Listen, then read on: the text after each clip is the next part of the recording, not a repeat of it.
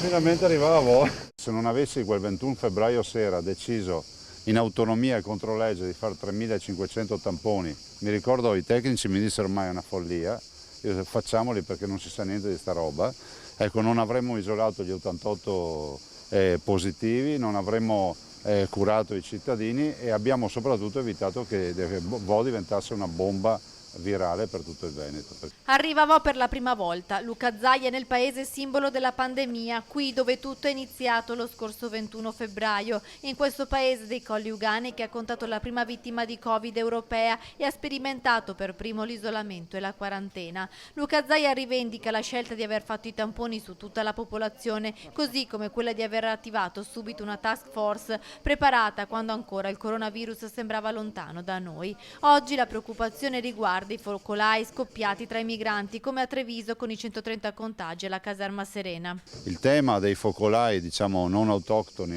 è un tema ormai reale, il 55% dei focolai in Veneto non sono domestici e dobbiamo fare in modo di non buttare via tutto il lavoro che è stato fatto. Il tema degli immigrati, soprattutto dei nuovi ingressi, è un tema pesante. Nel momento in cui in particolar modo si vede che molti di questi migranti non scappano dalla morte e dalla fame, ma sono magari tunisini che hanno deciso di venire a fare una loro esperienza di vita in Italia. La Regione Veneto non è disponibile ad accogliere nuovi migranti, ha sottolineato Zaia, che poi interviene anche sullo stato di emergenza prolungato dal governo, chiedendo pieni poteri alle regioni. Potrebbe arrivare all'emergenza con una recrudescenza, quindi ci può stare che qualcuno si preoccupi dell'emergenza, però direi anche che i veri poteri vanno dati, o meglio le vere competenze, questo è il termine esatto, debbono essere date alle regioni che hanno dimostrato di essere sul pezzo.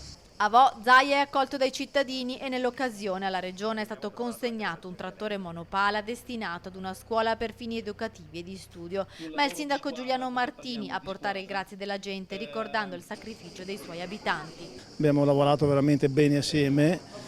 La risposta dei cittadini è stata esemplare, quella della Regione, avere una Regione che ha saputo amministrare in modo così lodevole questa situazione di emergenza, insomma, è stato rassicurante, quindi la riconoscenza è stata reciproca.